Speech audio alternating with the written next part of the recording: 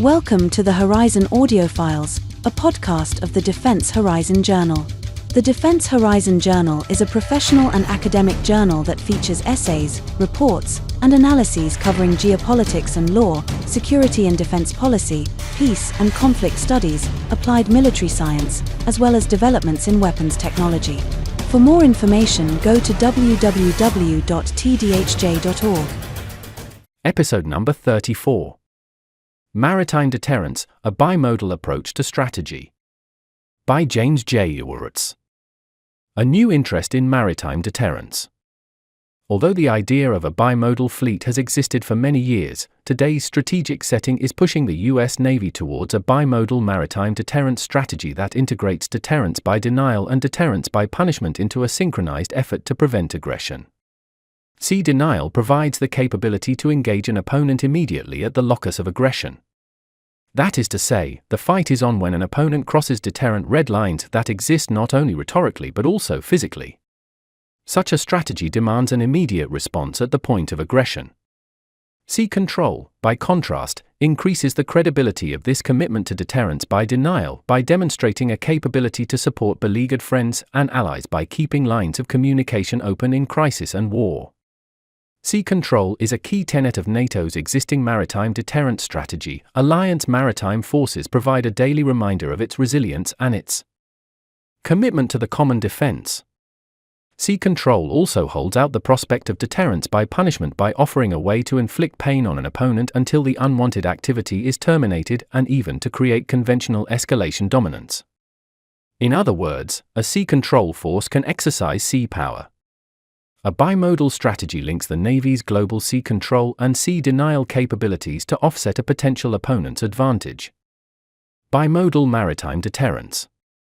A bi-modal maritime deterrence strategy also offers a way to shape emerging hybrid fleet designs by combining new autonomous systems and existing crewed vessels. Such a strategy answers nagging questions about the best way to employ new weapons and systems enabled by artificial intelligence. Sea denial assets, which consist of autonomous and semi-autonomous systems, crewed platforms, and more exotic capabilities under development, can be postured to interfere with some nefarious action. A ready sea denial capability bolsters deterrent because it forces the opponent to deal with the likelihood of immediate active resistance. Ongoing improvements in the sea denial force inject doubt into the opponent's planning process. One can never be sure if some exquisite operation planned against a specific capability has accounted for the latest innovation. Sea denial deters fait accompli because it eliminates the prospect of a relatively low-cost quick grab by presenting an opponent with significant resistance at the point of deterrence failure. The Navy's sea control capability serves several important functions when it comes to deterrence by denial, deterrence by punishment, and assurance of America's friends and allies. First, sea control increases the credibility of the Navy's deterrence by denial strategy by demonstrating that the United States has the wherewithal to honor its deterrent policies and assure allies of the U.S. commitment to their defense. Come what may, the U.S. Navy will maintain global communications with allies and partners to prevent efforts to coerce specific friends, to prevent their isolation, and to facilitate the movement of forces and materials to conflict regions. Second, sea control can enable a deterrence by punishment strategy by providing a way for the Navy to engage in horizontal escalation to increase the cumulative costs of aggression.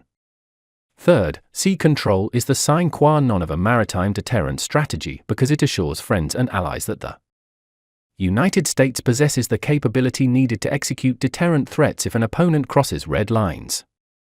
Maritime deterrence for a European context. A bi-modal approach to maritime deterrence can be applied to a European context. Sea denial capabilities, based on autonomous systems and platforms, can be prepositioned to engage opposing forces as soon as their hostile intentions become apparent. Sea denial can prevent adversaries from operating in the Baltic, Barents, and Norwegian seas at the outset of hostilities. In contrast, sea control capabilities can affect an adversary's global interests. For NATO, sea denial could also include the capability to project power ashore to support land forces in defending the territorial integrity of the alliance. NATO expansion has increased the territory covered by the alliance's defenses. NATO navies might be postured to serve as long-range artillery by using their mobility to position themselves to interfere with an opponent's land operations. Autonomous systems might also be prepositioned in critical waterways to provide air defenses and long-range strike assets that could be made available quickly in a crisis. A bimodal maritime deterrent strategy also has the added benefit of reducing the need for major new bases and the deployment of standing forces across allied polities.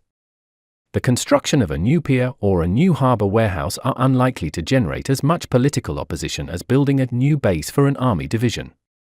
Because they remain largely out of sight at sea, the ships and systems that make up a maritime deterrent are unlikely to be the target of information campaigns designed to undermine alliance solidarity and a strong deterrent posture.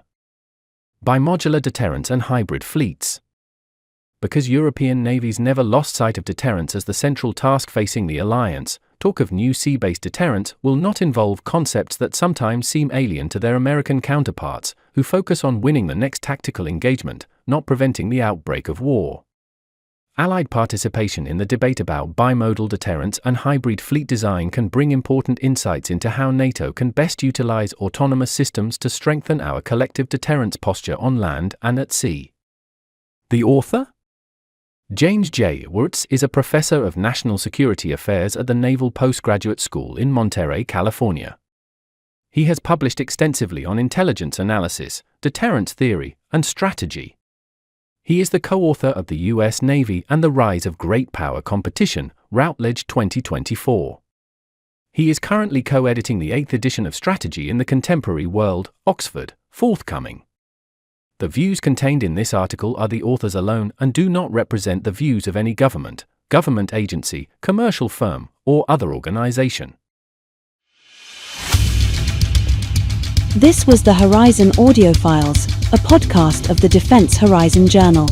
For more information, go to www.tdhj.org. Thank you for listening.